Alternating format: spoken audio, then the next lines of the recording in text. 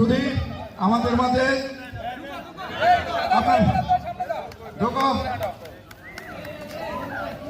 সুন্দর মনোরম দৃশ্য আমাদের মাঝে এখনই সাথে সাথে পরিচয় পর্ব হবে। পরিচয় পর্ব শেষে